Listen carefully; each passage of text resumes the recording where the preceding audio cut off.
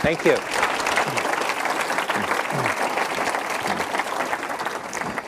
Welcome, and it is wonderful to see such a terrific turnout here. A huge thank you to the Newer Foundation and the New York Academy of Sciences for making this event possible.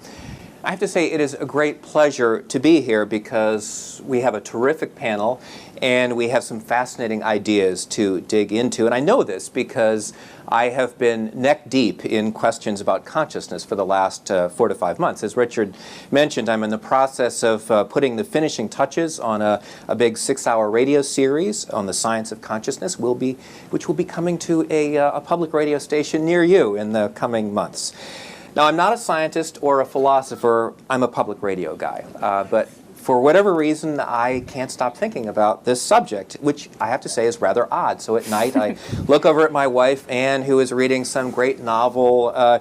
And here I am plowing through some philosophical tome about the mind-brain problem. And I can't really explain it, but it is strangely addictive, for me at least, to read books about the nature of consciousness. Let me give you 2 recent examples. The neuroscientist Christoph Koch, who did groundbreaking work with Francis Crick, recently came out with a very interesting book called Consciousness: Confessions of a Romantic Reductionist. So I interviewed him and mentioned that some scholars, including the distinguished philosopher on our panel, David Chalmers, have suggested that science will never understand certain dimensions of consciousness. Koch replied, and I quote, "If you look at the historical record of philosophers, it's pretty disastrous. Science has a spectacular record of understanding the universe," and he went on to say, "I'm profoundly skeptical when philosophers tell us once again what we'll never know." End of quote. Something to talk about this evening, I think. Now, to take another example, the philosopher Thomas Nagel has a new book called Mind and Cosmos, hot off the press, also quite interesting. Nagel's the guy who wrote the famous essay, What Is It Like to Be a Bat? The answer, by the way, is we will never know. Nagel's new book is a critique of the standard materialist model of science, and specifically how many neuroscientists try to explain consciousness through neural correlates. He ends the book by saying, and I quote, "I would be willing to bet that the present right-thinking consensus will come to seem laughable in a generation or 2. So here we have fundamental questions about science and philosophy, not to mention a certain degree of testiness when it comes to trying to explain the nature of consciousness. Of course, there are all sorts of other big questions as well. For instance, what kind of consciousness do animals have? Will computers become conscious someday? And what about the people who've fallen into comas after suffering severe brain trauma? Where does consciousness begin and end with them? This is fascinating stuff. We'll be talking about all of this and more on our panel, The Thinking Ape, the Enigma of Human Consciousness. So let me introduce our very distinguished panel of speakers. On the far end over there, David Chalmers is a philosopher of mind and consciousness at New York University and director of the Center for Consciousness at Australia National University. His many books include The Conscious Mind in Search of a Fundamental Theory. And then moving down the row here, Laurie Santos is a professor of psychology at Yale University, investigating the evolution of the mind, theory of mind, and the development of cognition in humans and non-human primates. Daniel Kahneman is a Nobel laureate and professor emeritus of psychology at Princeton University, who pioneered behavioral economic theory. He's the author of Thinking, Fast and Slow. And Nicholas Schiff is a physician and scientist at Weill Cornell Medical College, where he focuses on the pathophysiology of impaired consciousness, arousal regulation, and the effects of deep brain stimulation techniques on minimally conscious patients. It is great to have all of you here. Now, just a quick word about what we're going to do this evening. We will talk for roughly an hour or so, and then we're going to open it up to you for questions, and we'll be off and running there. Dave Chalmers, let me start with you since I mentioned you earlier. Some people say understanding consciousness is the biggest mystery left in science. What do you think? I've always seen it as pretty well the biggest challenge for science, for a scientific worldview.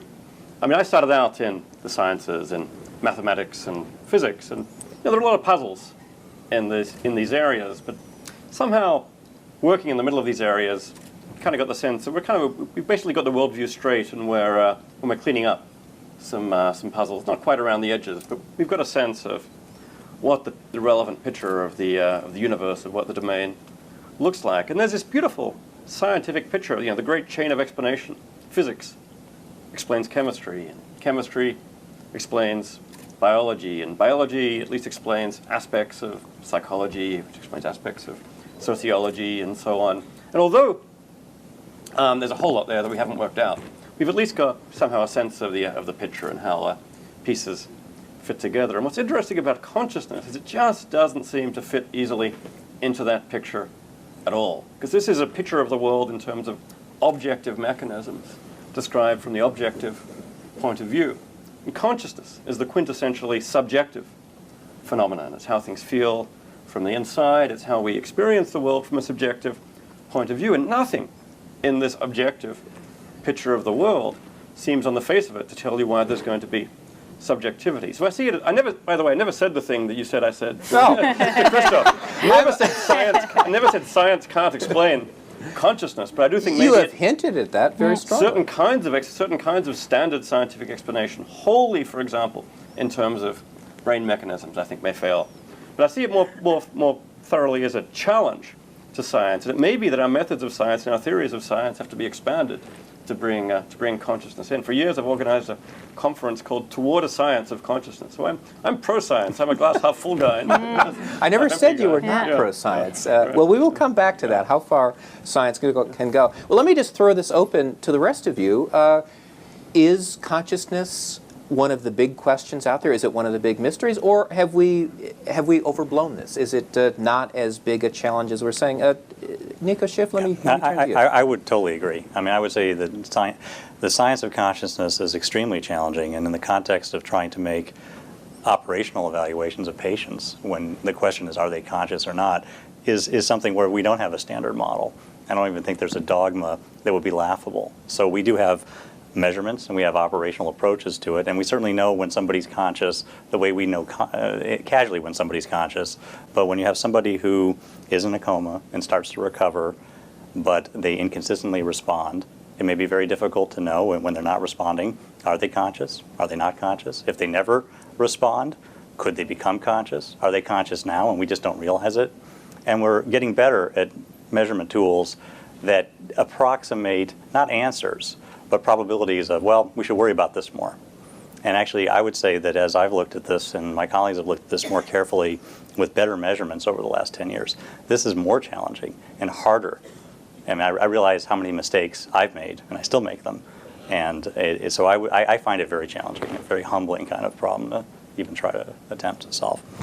Laurie Santos, let me turn to you. I know your specialty is more animal cognition, but is this a big question for you? What is consciousness? No, I think I agree with what folks have said so far. I don't even think as modern neuroscientists and cognitive scientists we know how to get at the question of the subjective experience, when you're having it, what it feels like to have it, how to measure it. That said, we know cognitive science has made tremendous inroads into other things that we thought we weren't going to be able to measure, right? So if we were having this panel back in the 1950s, there'd be a bunch of behaviorists sitting up here who would tell you, we can measure behavior fantastically well, but when we look at the black box of the mind, it's just going to remain a black box.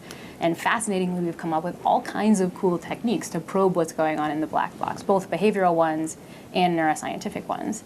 And so I guess I didn't think you would be the optimist up here about measuring consciousness, but I'll sort of be in a glass half full approach that I think we definitely don't even know where to search yet, but that doesn't mean 50 years from now we won't all be in this room saying, oh, we have this fantastic tool and we know what we're doing. Daniel Kahneman, how big a question is this in science, consciousness?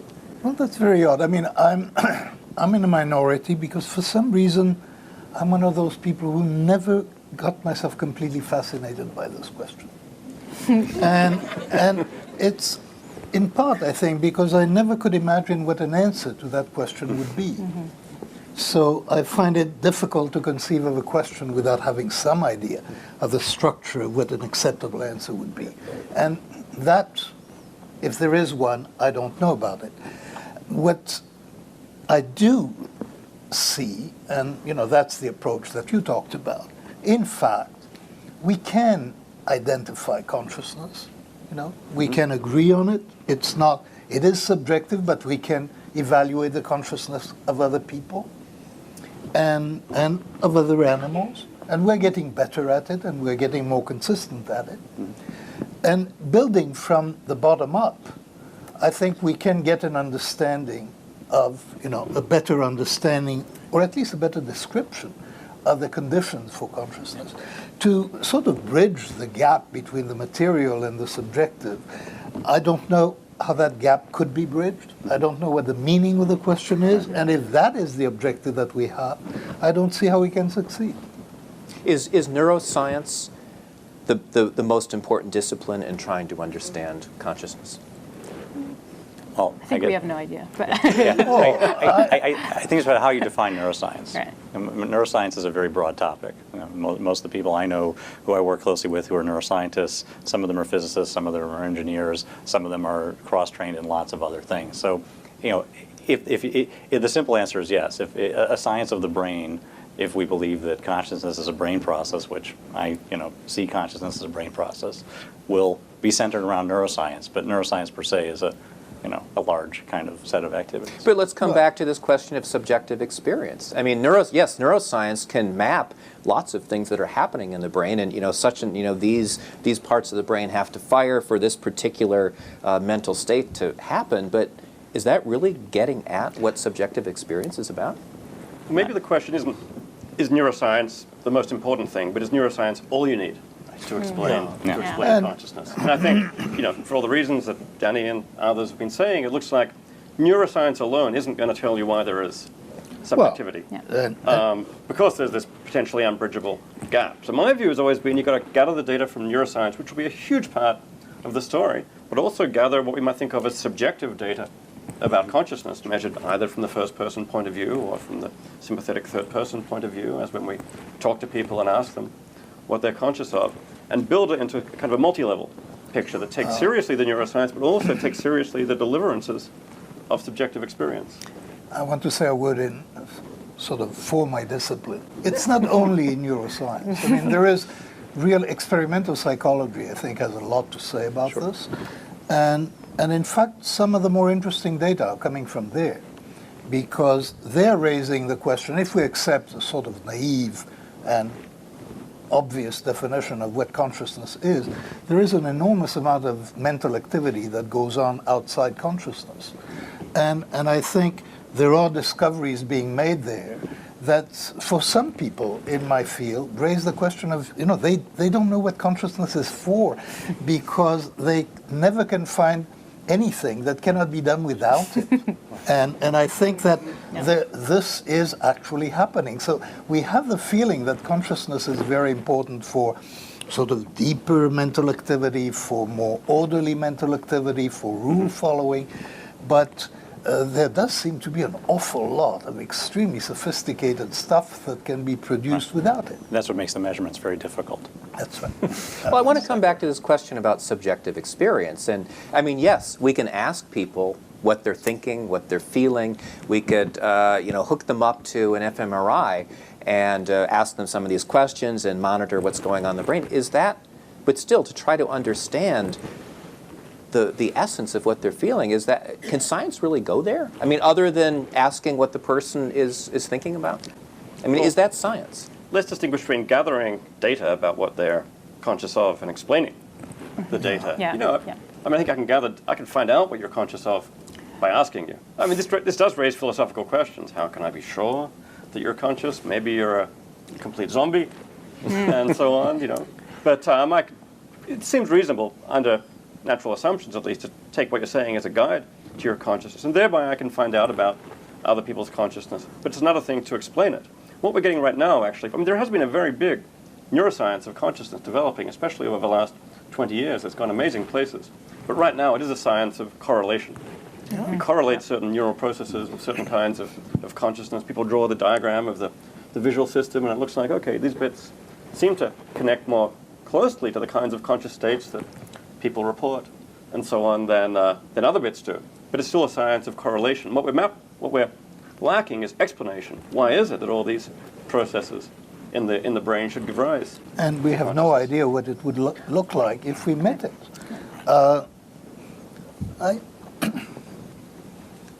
Can we ever get that? Can we ever get an explanation for why these subjective experiences come up? I would guess the answer is yes, but that doesn't mean that that gets us any closer to it. You know, I want to raise a difficulty because one thing that troubles me is that something is going to be happening from robotics. So we're going to have robots with facial expressions, expressing emotions. And we're going to be responding emotionally to those. And then they're going to talk, and their voices are going to express emotion, and they're going to make sense. And they will look conscious to us. I have no doubt that this is something that is going to happen before we understand consciousness. We will have robots that will appear conscious to us. Will appear. Does that mean they Look, are? I mean, I don't know if they are or not. I mean, how do you know? And is there any better criterion than it's a judgment that we make about the other person? You know, I know my own subjectivity. I believe you're conscious, but my belief about your consciousness, I think, could really be simulated by my belief in a robot's consciousness. And that, you know, where that goes, I have no idea. So let me ask you, or maybe David, a question. Do you think David, that robot could use natural language? And when are we going to have a robot that can adequately use natural language? And I think that's the harder problem, right? Well, that's a hard problem. But I'd say I'll be convinced that the robot is conscious when that robot says to me, "Boy, I know deep down that I'm a set of silicon circuits, but I just can't explain this experience I'm having of subjectivity." I don't think you can define consciousness by being a philosopher. Yeah. I didn't say this was a necessary condition, just sufficient. Well, so let's just pursue this question of computer consciousness, because certainly a lot of people speculate on that. Does a computer have to? Does the makeup of a computer have to mimic the human brain in some way, or can it be an entirely different? I mean, what does it take for a computer to start to develop what would seem to be consciousness? I mean, we have no idea. For a computer to trip our tripwire of thinking that they're That's conscious, it. all they have to do. I mean, Siri on my iPhone sometimes gets you like, "Oh, you knew there was a Rite Aid right there." It's like, how did you Yeah. do that without conscious subjective experience? Absolutely. And so, I mean, but there's a different question about whether or not the actual gears are producing something like a subjective state in this robot. And I think, as Danny said, I'm really not sure that we can tell. I mean, that third person thing is overwhelming. How do you feel about other people? Oh, I'm quite sure that everybody in this room is conscious. Why so sure? But if there was, really convincing robots sitting in this audience, I would not be able to say, "Oh, that one is not conscious." It would look. The evidence that I have of the consciousness of other people can be faked, But this is or can be produced. Not faked. It can be produced, and when we say they won't speak natural language, I had a teacher in philosophy many years ago, Professor Bar-Hillel, and he was asked sometime in the 1950s about when computers would understand language. And he said, "Oh, never." And by never, I mean the next 15 years. So we really don't know what never means in this context. Did you want to follow up? Well, I just think that part of the problem is our best evidence for consciousness in anyone else is our own subjective experience. And in essence, it's transferring the problem to how little we can get out of external observation about intuitions about the process and what it could be. And for my work, it is very bottom up, as you say. And the questions that we're dealing with often are, okay, could this system recover consciousness? So they become immediately mechanistic, and they are immediately in the context of the human brain. And they're very challenging. And they really do require that we think about, what state can produce consciousness? And we're getting much better, I think, even with causal efforts to get to the state question. But the issue of subjectivity and how that happens mechanistically, I think, is opaque, as you say. Laurie, I want to pursue this in terms of animal consciousness. You study cognition in primates in particular. What kind of comparisons can we make between human consciousness and non-human primate consciousness? I mean, it's a big, difficult issue, especially when you mean about their subjective experience. I can't hang out with them without thinking they have a subjective experience. I mean, any of you guys out there who have a pet, I bet you implicitly assume that that dog has a deep and rich subjective experience, right? But we just wouldn't know. It's still a puzzle to ignore the subjective experience question and ask, what are they thinking? Which I think we have better measures to gain some traction on. But it's a real puzzle. And I think the more we get to know about animals and the more fascinating things they do, they're not using natural language, but they're making incredibly complicated decisions, incredibly complicated evaluations. They have preferences. They have all the kind of behavioral signatures that we associate with a creature that's having subjective experience. But again, that's my tripwire, which is going to get tripped up by really good CGI 2D image on a screen, right? My sense is slightly different. I think that emotion is very important in our attribution of consciousness to other people, and to animals. Computers can compute very complicated things, and that we don't think that's it.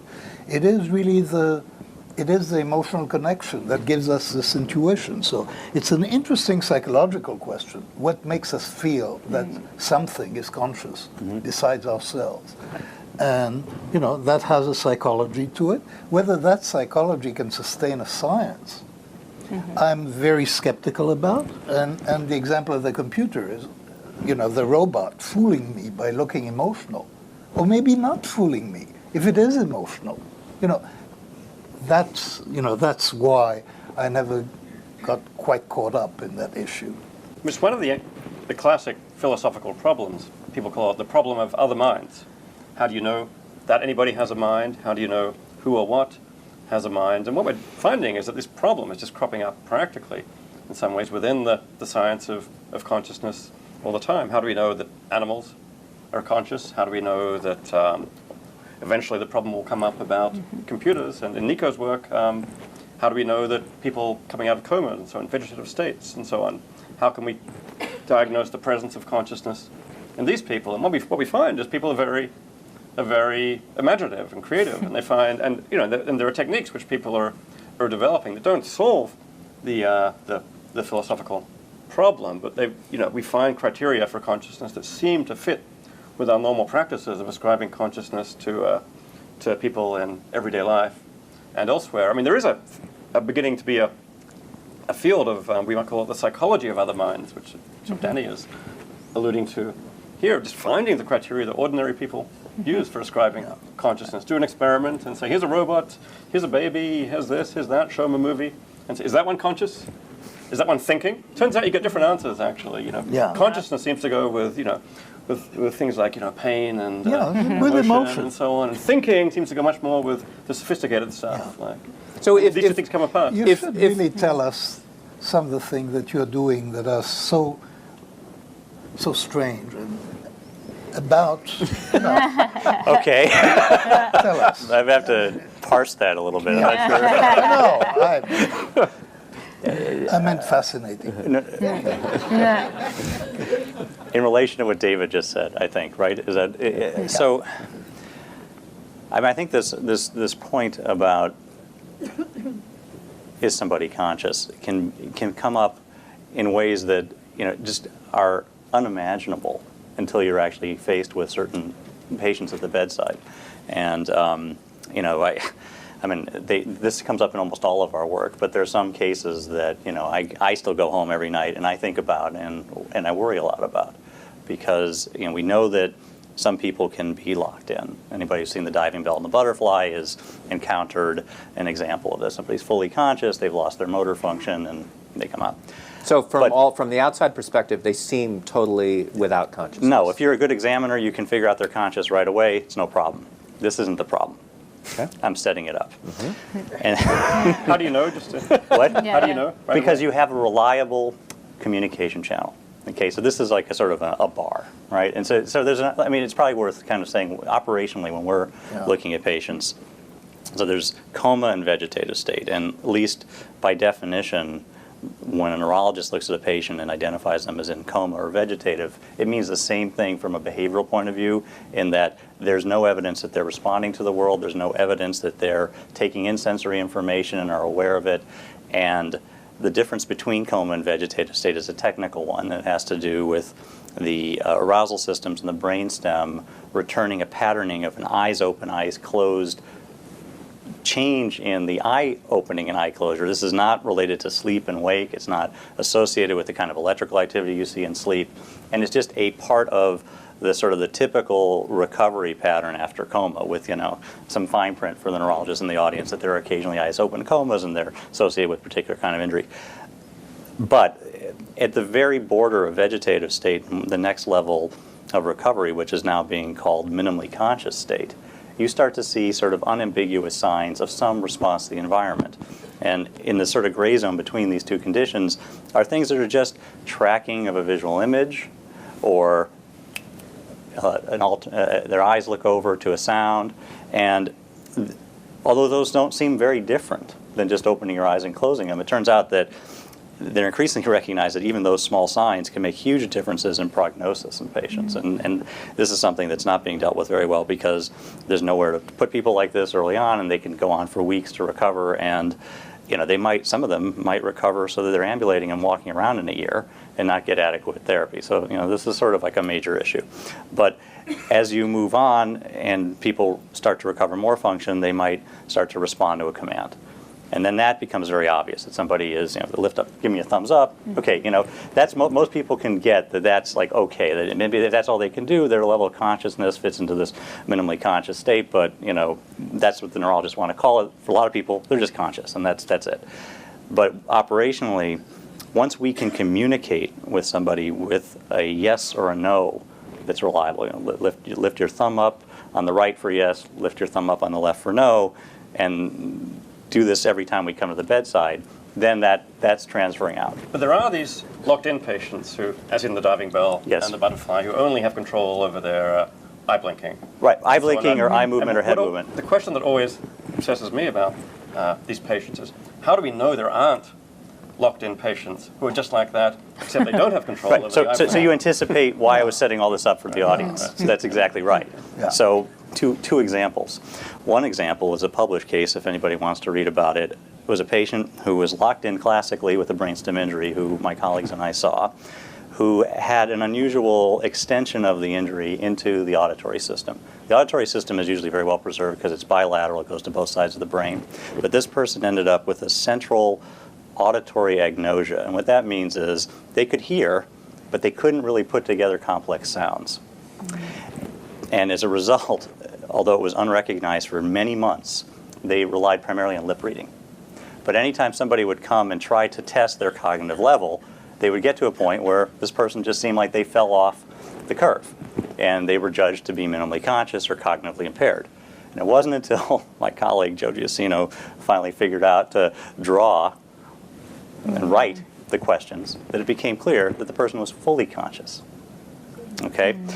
And just needed to have the visual representation of the words. Okay, so but in that case, they're locked in, they're fine. But the kind of cases that we're dealing with now that I think are really most troubling are patients who, at times, are just like a locked-in patient. Look down for yes, look to the side for no, accurate communication for 2 hours a day. They can try to work with a BCI, but they're not good enough to get one, or they're not good enough to use one reliably. And then this challenges, it gives an urgency to the whole problem, because now you have an urgency to treat, because you want this person to come out, and you need to understand what are the problems they're having. Is it that they're not able to control their motor function, or is their conscious state having a problem?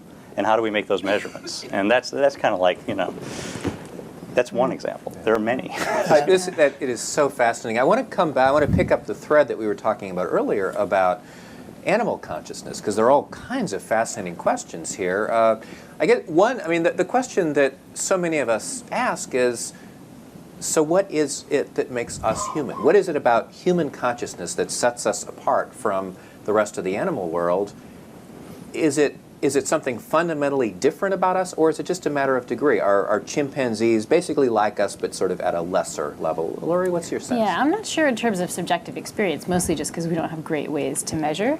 In terms of cognition, in terms of how they think, we're starting to get, I think, some important hints about what makes us different.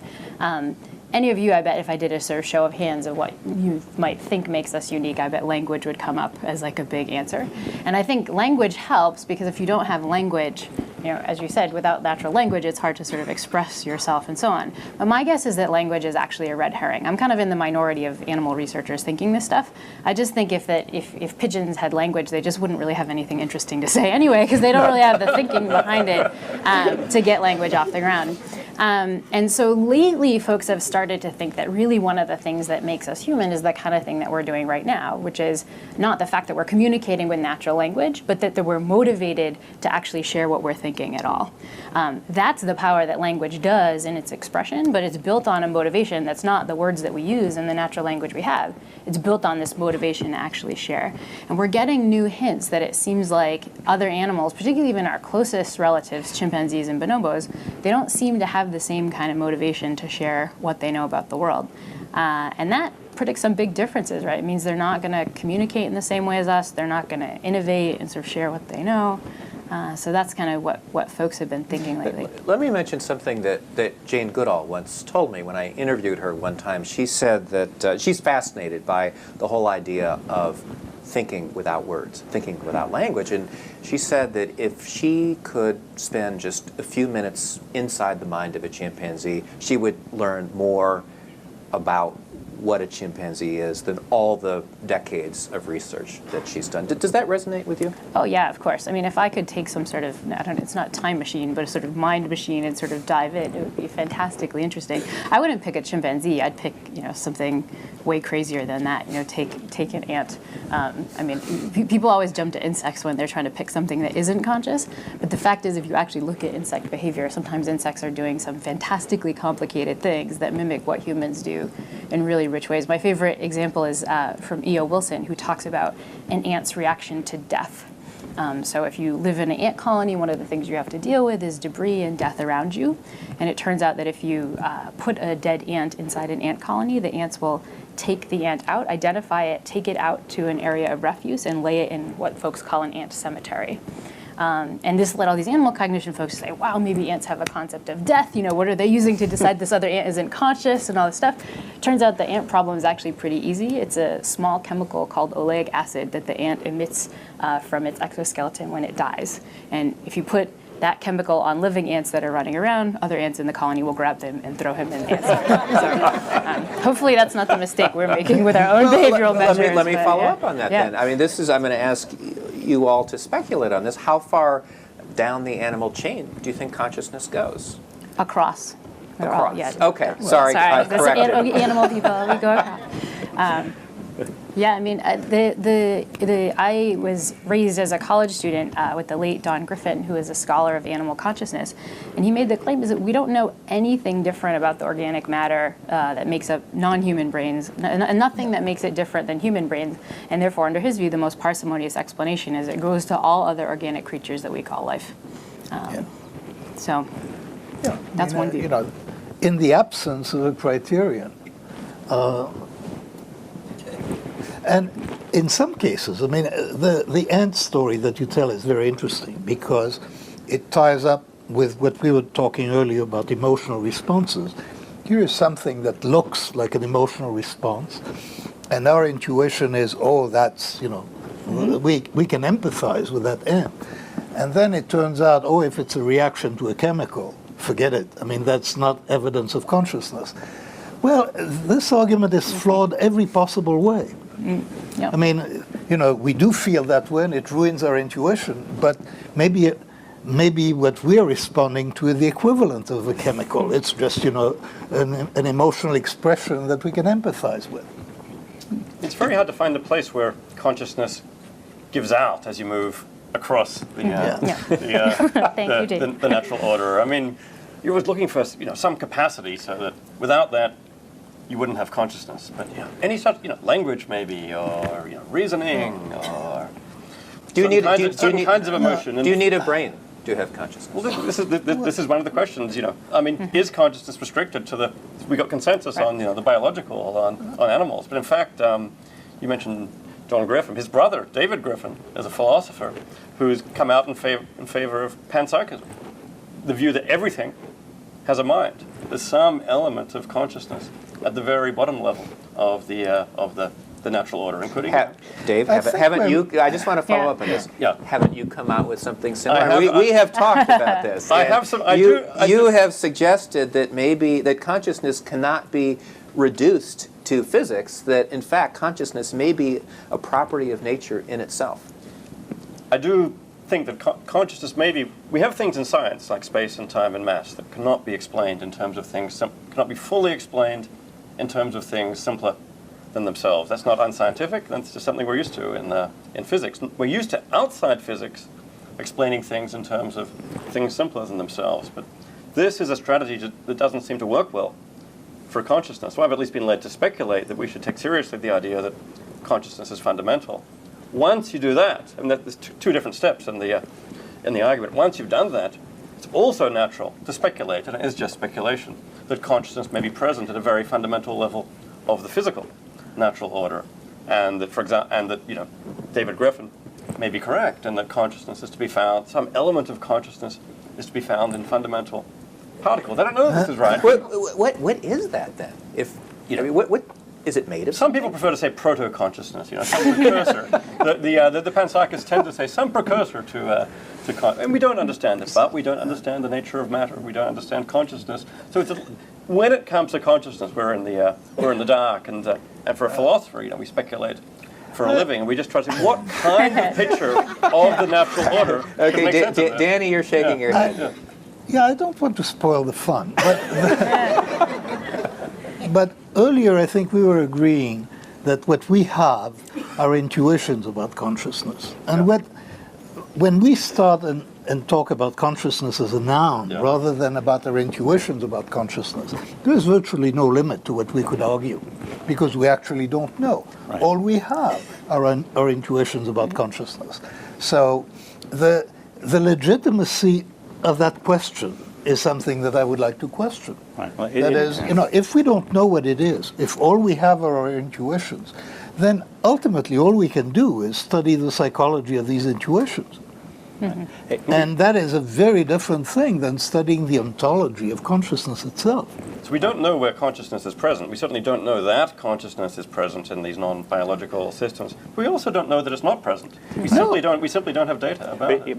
But I mean, if we will never know, that is, if the only thing that we have is our intuitions about the presence of consciousness, then I genuinely do not understand the question. I don't understand what we don't know. I think what we need to do is build a theory of consciousness that explains the data that we know about, which is the human data. In That the first explains our instance, data intuitions? about animals.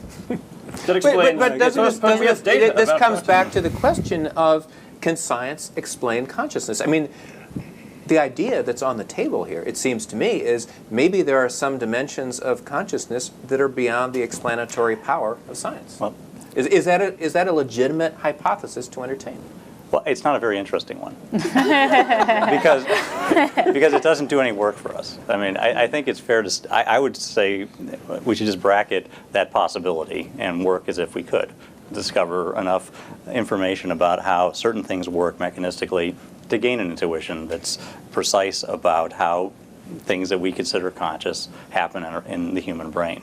The question of where does consciousness start sort of on a phylogenetic spectrum is a hard one because, without a mechanism attached to what we already are trying to solve about when we're conscious or not, it's not a meaningful question to me. I mean, I don't think a jellyfish is conscious, at least in a way that makes any contact or does any work for me to help me understand the problem of assigning consciousness as a possibility mechanistically for a physical system, which is a brain, usually when I'm thinking about it. But, if it is true that we could be fooled into thinking that a robot is conscious, a fully expressive emotional robot, that really changes the picture entirely. And then all that is left, I think, in the psychology.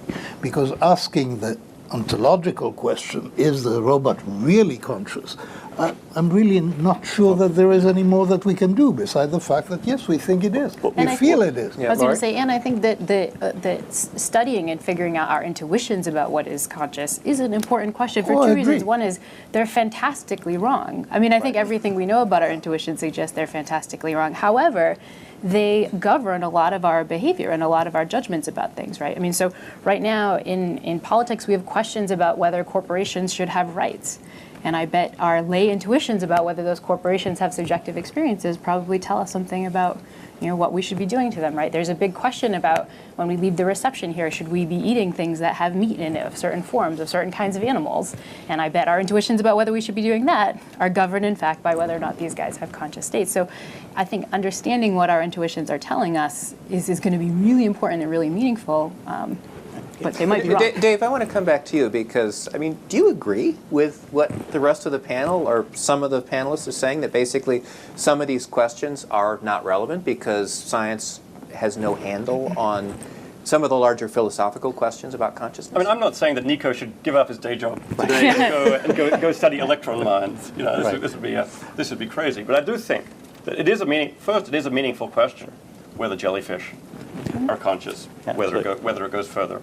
And there is a fact of the matter about it, which maybe we're not in a position to tell right now, maybe not ever.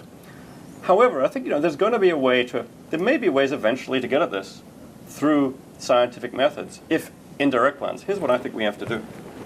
We have to start with the cases of consciousness we know about, the cases where we have data, roughly the human case.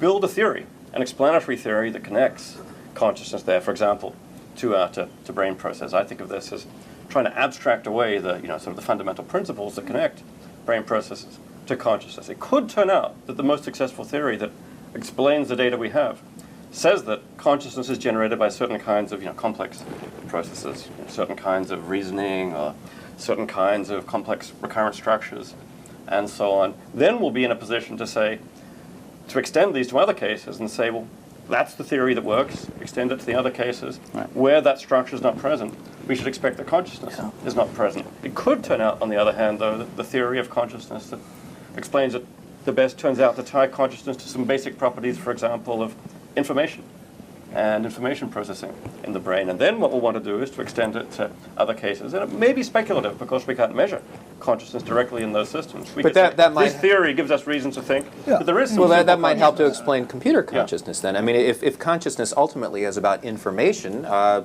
computer might have an integrated information system as the human brain does. Well, I mean, it could be, and that would lead, I think, to a conflict in intuitions. It could be that your research could isolate an area in the brain that is associated with consciousness, that is active. I'm speculating. And then if we found animals that don't have that area of the brain, we would have some, we would have some reason to say they don't have consciousness.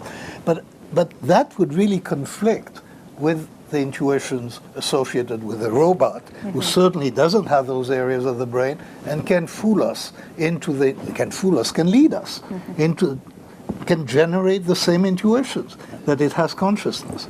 So I don't really see a way out of this. But the problem with the robot, I think, as an analogy, is that it isn't typically the case that most of the intuitions about consciousness just come from observing other people. They come from this introspective aspect of examining natural language and having subjective, or at least taking the attitude that we have subjective experience and then acting accordingly and sharing it, as you would say. So, but you could surely program a robot to do all of the above. I mean, there is no. You could, but if you knew it was a robot, ultimately. then that might be the only reason why you wouldn't attribute consciousness to it, and it wouldn't be a bad reason today, unless we had a mechanistic account of what consciousness arose from, and we had instantiated that in the robot. So Danny, how about we take your neurons and replace them one at a time by silicon, which are functionally isomorphic to the original neurons, and replace half your brain, and we'll ask you. Berkeley, John, we speculated a lot about whether, it has to be made of meat. And I don't see any reason why it would have to be made of meat. So if you found silicon substitutes, I see no reason to, and the functioning would remain the same, and the emotional expressions would remain the same. That transfers the problem sort of the way David is talking about, because as you say, it could be information or it could be some other aspect of complex matter that the brain is an example of sharing that property that's essential. And once we understand that, certain things will become transparent about how this kind of thing happens. I do think it's more likely to be the information than the biology, for example. Right, like plasma of physics, like something about condensed matter or some kind of thing that happens with certain kinds of things. If it is the information, then that doesn't fit with our intuitions, which are driven primarily by emotions. So our attributions of consciousness are driven by emotions. When we think about consciousness, we think about information processing. And there is really a deep disconnect between those two. But let me ask you about this research project that is now going on, what some people have called the Connectome, this extremely ambitious project to map the neural circuitry of the brain. I mean, it's sort of almost beyond comprehension to think about it. I mean, there are nearly 100 billion neurons in the brain, trillions of synapses. Let's just say theoretically, somewhere down the road, this can be mapped. How close are we to understanding consciousness then?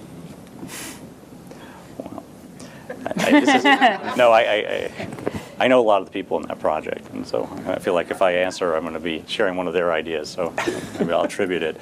But one of my colleagues, Partha Mitra, who works out of Cold Spring Harbor, is trying to develop a stitched digital atlas of the detailed connections of the mouse connectome. It's one of the kind of projects in that space.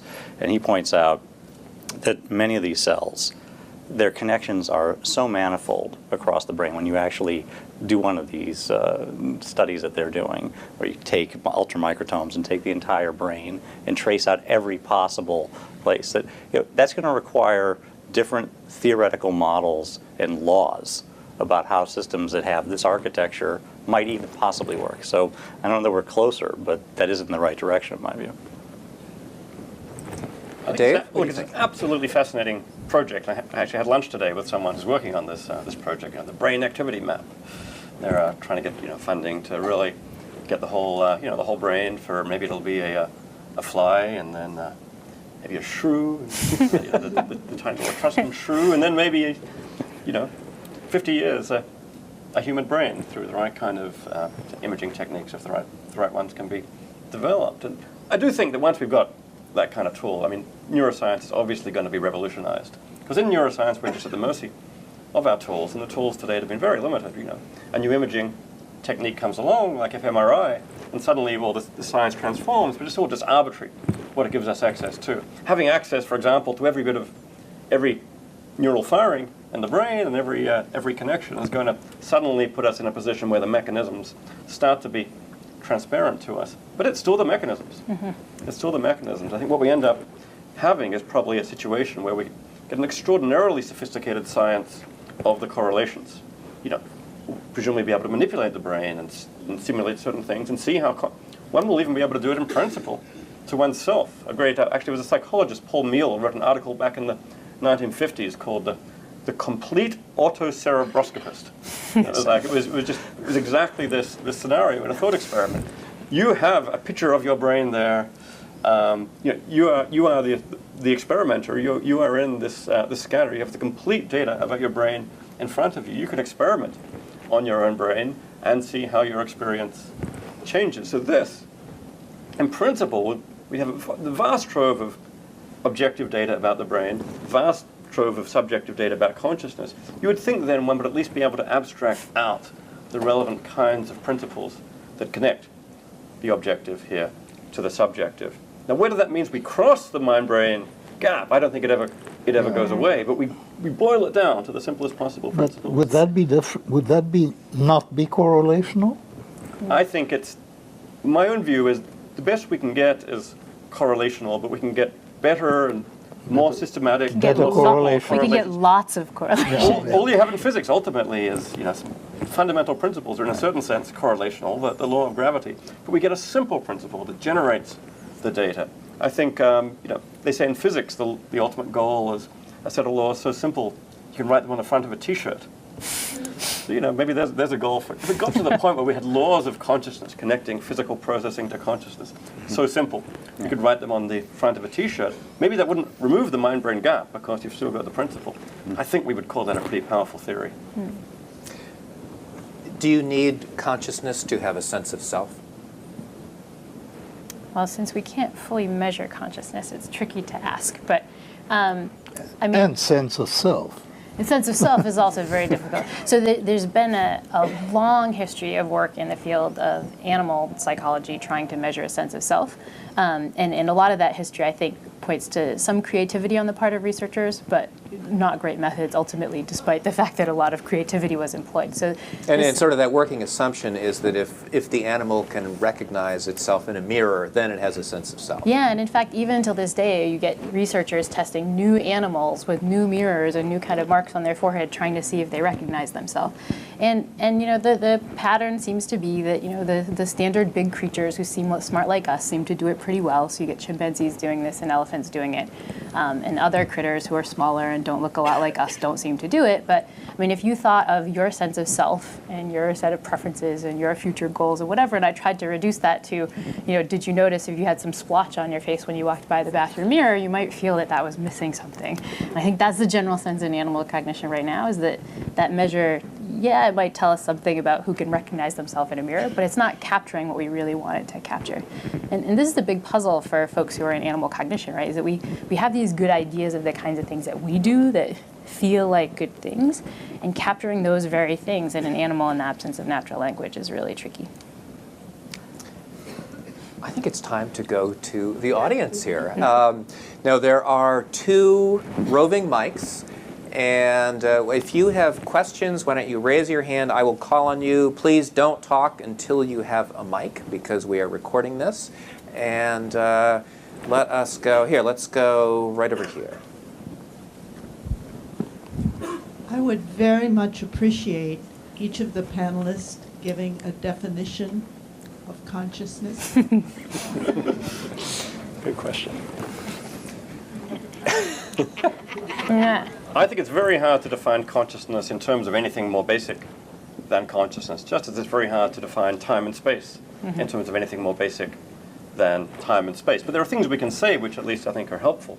There's a phrase due to Thomas Nagel, who was mentioned earlier, who wrote this article, "What is it like to be a bat?"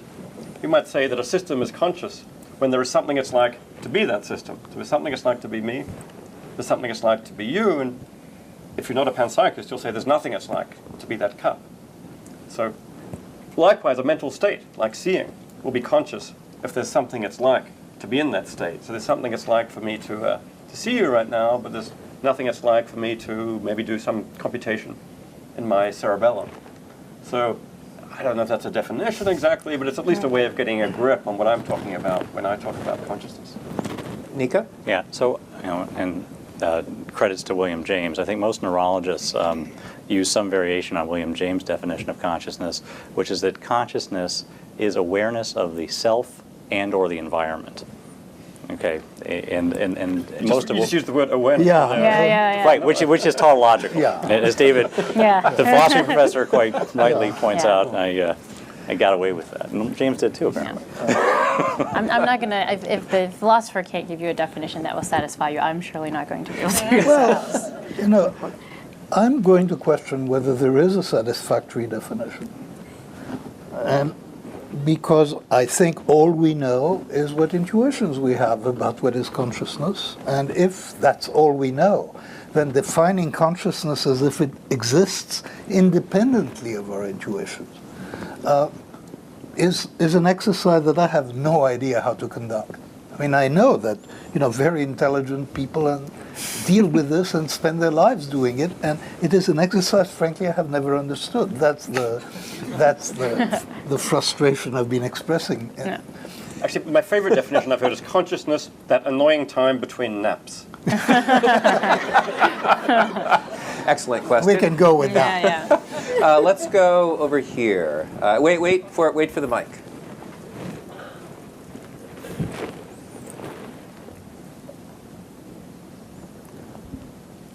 I'm interested in the difference between kinds and degrees of consciousness. with the vagaries of evolution and the variations it throws up, why should we think that capabilities are the only thing that vary consciousness, and not like in the examples that were given, gravity and electricity? They're very different fundamentally. They're both forces. Why can't there be different kinds of consciousness in that sense rather than just in terms of capabilities? Response? I mean, I think once we get a good metric for subjective experience, once we know how to measure it in us versus other things, I can't help but imagine that we're going to find differences in kind of subjective experience. For example, again, I don't have a great way to measure consciousness in me necessarily. I definitely don't have a good way to measure consciousness in a jellyfish, but I imagine there's something that it feels like for me to feel embarrassed. There's that state that I could experience, that there's no similar thing that it's like for a jellyfish to feel embarrassed.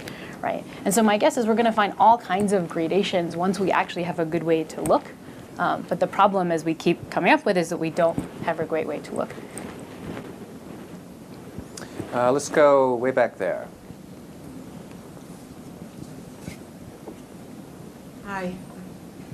I was wondering about using a scientific method that's based on objectivity to study subjectivity, and whether in fact part of discovering subjectivity in consciousness requires a new scientific method.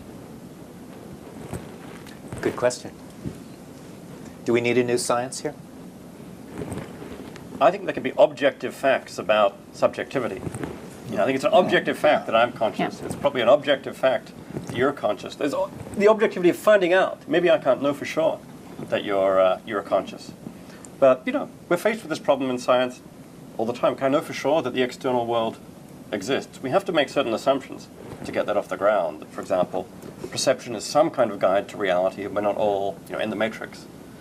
But do we need a new scientific framework? Do we need a new scientific paradigm here to crack the consciousness problem? I think we have to do at least this much. We have to take the data. We have to take subjective first-person data seriously, because that is the data we have. Why do we believe we're conscious? Because we've experienced it.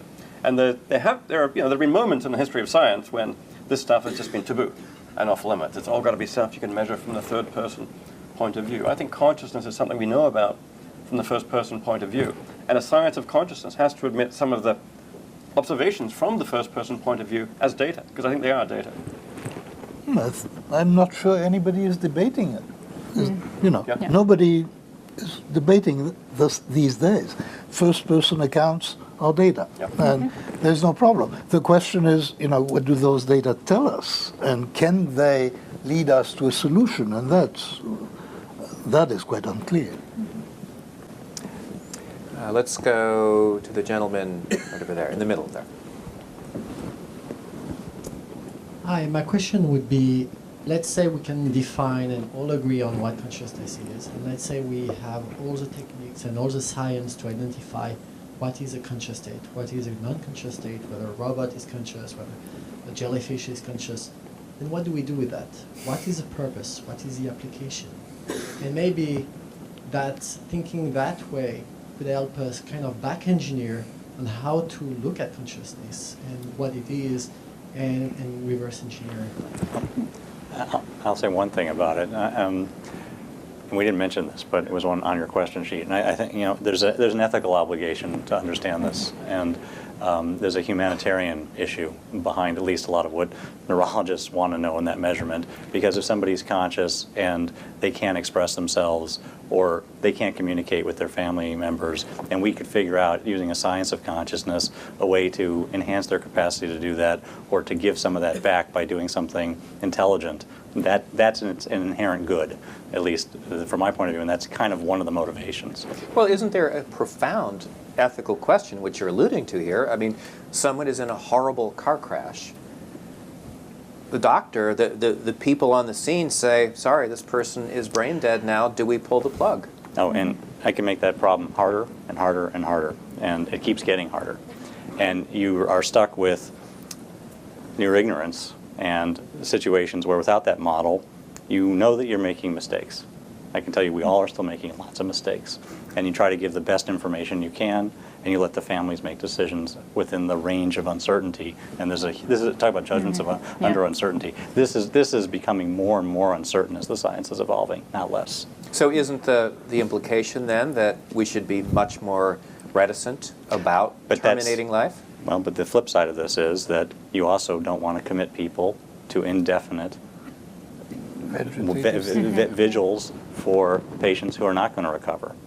And you need to give you have to give a reasonable assessment, and you have to give a average answer, because you're not working with a model. Most of what is done in consciousness science, for the reasons that we've heard today in medicine, is statistical. Somebody's in a vegetative state, they had this kind of injury. There aren't a lot of other measurements that you can do often if they're in a zone where it's not certain. Sometimes things are simple. Sometimes the brain is dead. Brain death is death. It's not a diagnosis. It doesn't have a prognosis. It's a diagnosis that doesn't have a prognosis. The person is dead if they're brain dead. But if they're in minimally conscious state at a month after a very severe injury, things become harder. Now, you might be able to statistically estimate that their level of function might not be at X, Y, or Z, but then it's an issue of value and an issue of what human contact they're going to have with their family, and often the answer to that is completely unknown. And there's a range of what is acceptable, and there's a range of what individuals will see as a meaningful human contact with somebody they love and have known for their whole life. And this happens in Alzheimer's disease all the time, right? I mean, this is something everybody's familiar with. An elderly person who slowly started slipping down out of contact, right? If you had some way to bring them back so they could talk to their grandchildren for a year, that might be a very important thing, right? It would be. And it may not save their life, and it might not mean that they wouldn't slip out of contact at some point in the future. This is the kind of thing that, a science of consciousness will make more law-like, predictable, and allow us to talk in a more intelligent way with people about what can and can't happen and what we should do, and should we do this? Is it something you want to do? Those conversations are never going to be easy, but they could be better informed. Let's go way back in the back row there. Thanks for an awesome panel. It's curious to me that nobody in the panel is representing a thoroughgoing reductionist account of consciousness that, say, Daniel Dennett might have argued for in his book, Consciousness Explained Away, retitled. But there is a fundamental problem that nobody's really addressed, which is that we're using the brain to study the brain. So there's a kind of tautology here that we're sort of locked into. And I think Haldane, the biologist, once summarized it very well, which a quote I can only paraphrase, but basically he refused to believe that his mind was simply a biochemical process, because otherwise he would be sawing off the branch on which he sat, and would have no reason to trust his science at all. So if consciousness is purely a biochemical process, which nobody in this panel has actually represented, and there's not something emergent or transcendent in the difference between brain and mind, why should we even believe scientists and when they speculate on these issues? Who wants to take that?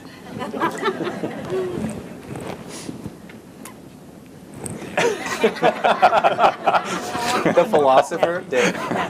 Well, I think it was directed at a reductionist, which I am, which I am not. But I think the brain can study the brain. Microscopes can study microscopes, and so on. There's not a rule and principle against systems directing study at them, directing the scientific inquiry at themselves. The question, I suppose, is then it's really, how do you know any of this is how do you know that? I mean, there's a basic question. How do you even know the brain is there, right? How do you know you're not in the matrix and all this? As Descartes said, being produced in your mind by a Cartesian evil demon who wants to fool you into thinking that you're a scientist who's doing experiments on people's brains. And in fact, it's all a big fantasy. And I think in science, we've got to give the same kind of answer you make elsewhere in science, is you basically just have to assume that the deliverances of perception are a guide to reality. Because without doing that, you can't start doing science. And I think it's the same in the science of consciousness. There are apparent paradoxes where the best response is simply to walk away. I mean, it's not, you're not going to solve it. When I interviewed Dan Dennett and asked him, so how big a mystery is consciousness? He said, it's not a mystery. There are just lots of puzzles. Yeah. The next question. Let's come up in the front row here.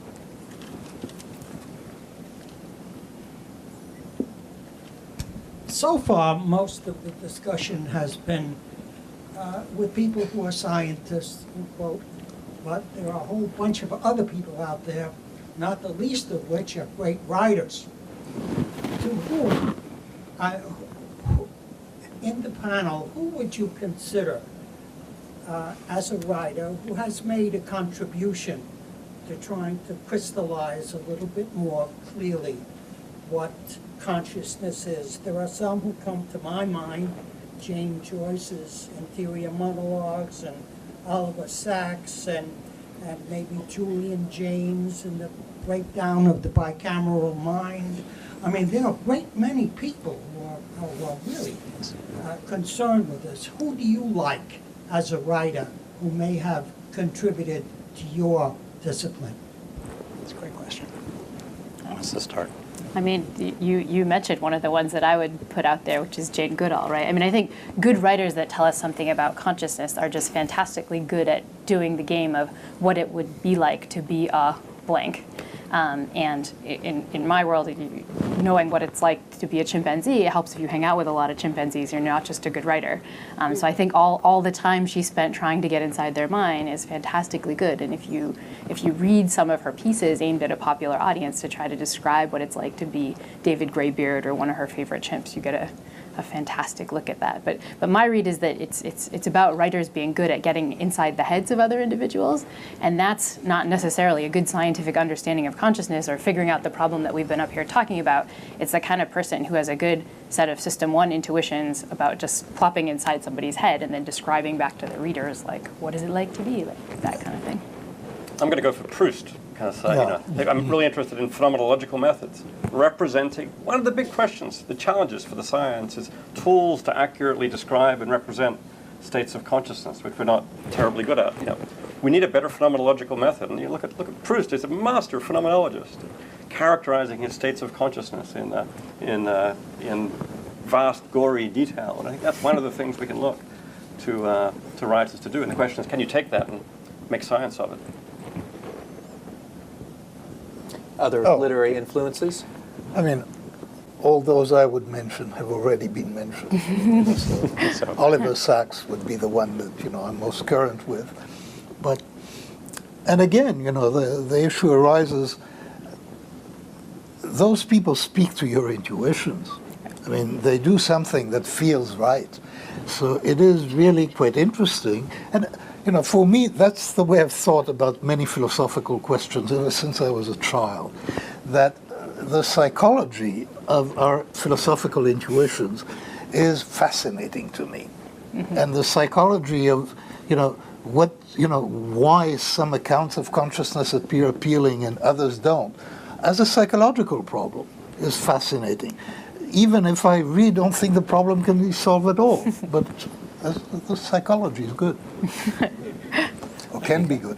So I think it's a great question, and what's coming to my mind immediately is when you asked about consciousness and self, my answer is consciousness first, because I've been reading Helen Keller, who is an incredibly amazing writer. But she's in the end of her life, or a later book that she wrote called Teacher about Anne Macy Sullivan, she talks about her real feeling about who she was or what she was before Sullivan taught her language. And it's amazing because she doesn't attribute a self-identity to the conscious being that she was. She actually labels it phantom. And she describes it in detail as an entity that was just being pushed around and reacting. And usually violently, and usually with limbic drives, and she's an eloquent writer. And it's not the focus of her book. It's mostly about how Sullivan taught her and what it meant to her. But that section for me is very interesting. I've been reading it and thinking about measurements and thinking about this general issue. But that's one that maybe you won't hear. Can we ask the narrator?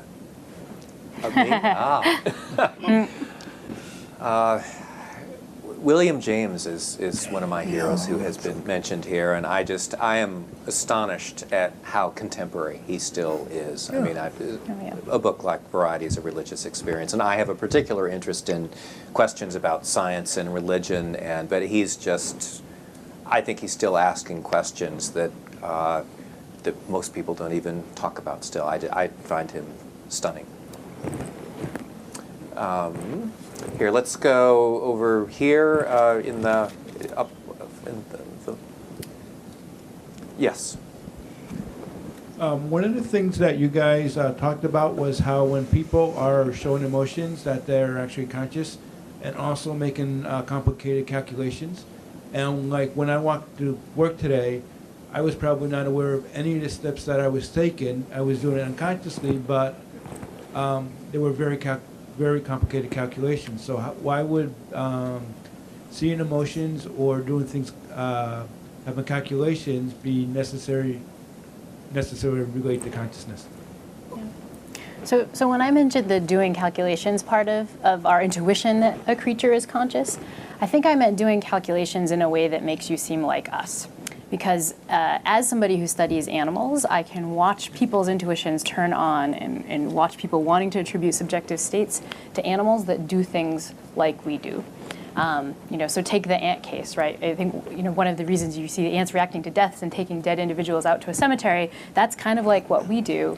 And I think that instantly trips up our mechanisms to say, oh wait, it must be like us.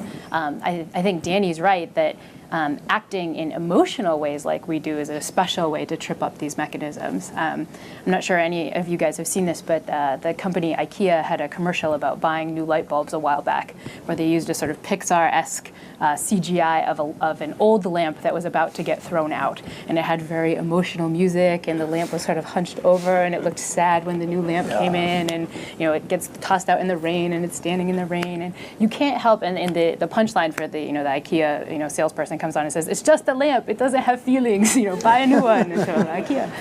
But the point is, you can't help but watch a lamp that's exhibiting these kinds of things that look like us. So my instinct is the thing that trips up our, hey, that creature has subjective experience the most is like us. And you see a dog feeling guilty. That's a powerful intuition. There is a behavior that makes us empathize with guilt, and dogs can produce that behavior and are rewarded for it. We're running very short of time. Let's go over to this side in the gentleman in the middle there.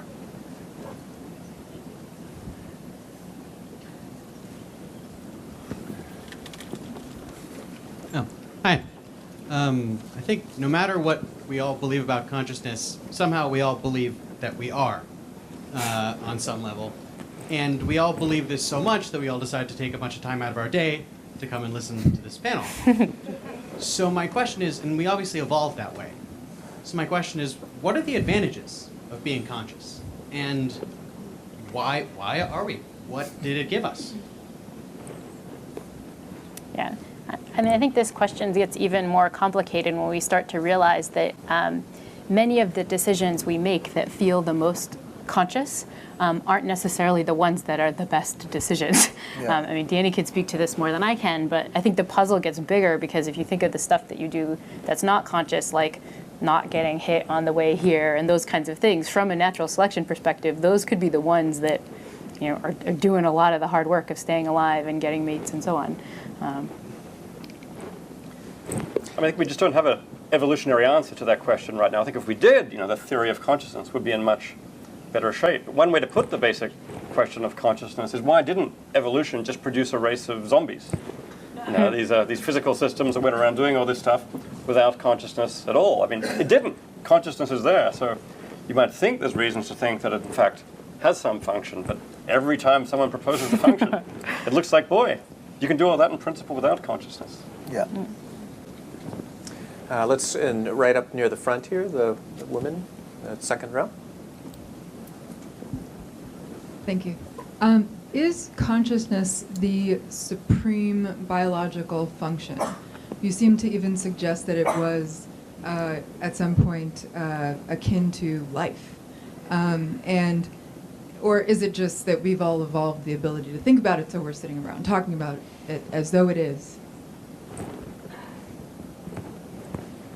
I work on consciousness, so of course I'm going to say it's the supreme biological function. I mean, it's pretty cool. If I had to trade my subjective experience with a jellyfish, I'm not sure I'd take the wager. So, I have a question for each of you before we wrap up here. If you could answer one question about consciousness, sort of the big question that preoccupies you, if there is one, what would it be? What's the question you most want answered? Dave, let me start with you. I just want to understand it, so I guess the question is, explain consciousness. What will be an explanation of consciousness? What will a theory of consciousness look like? And maybe that's cheating, because that question is so big, it's going to encompass answers to all the others. But hey, we're philosophers. It's the right strategy. And I want to have his answers. Really. I mean, I think that's genuine progress being made. And this is science, and these are facts, and they're important facts, and they work on our intuitions, and they make for a better world, and we need more of this, I think. Thank you. Well, I would say I think my answer is the same, but it's it would be that if we could have a mechanistic account of how subjective experience arises in the brain, that would probably answer, as David said, lots and lots of questions, and then we could work with that model. And then, assuming that's possible, I'd like to assume it is. Laurie? since I'm not sure it's totally possible, I'm going to go with something else, which is I would like us to have a full account of all of our intuitions about what is conscious, what's not conscious, and how all of that works at an information processing level. I feel like that's going to do a big job of making the world a better place, our decisions a better place, and so on. And based on what we know about cognitive science and the methods we have that work pretty well, that's something that might be more likely to happen in our lifetime. Oh yeah, I mean this is a feasible program. Right. I mean to understand our intuitions, because they're pretty simple. They're not internally coherent. I mean, that's why we can't use that as a basis for a science. But they do explain a lot about empathy. And so if we understood that, there is a lot of social emotion that we would be understanding at the same time. We could go on, but we are out of time. Thank you so much, David Chalmers, Daniel Kahneman, Laurie Santos, and Nicholas Schiff.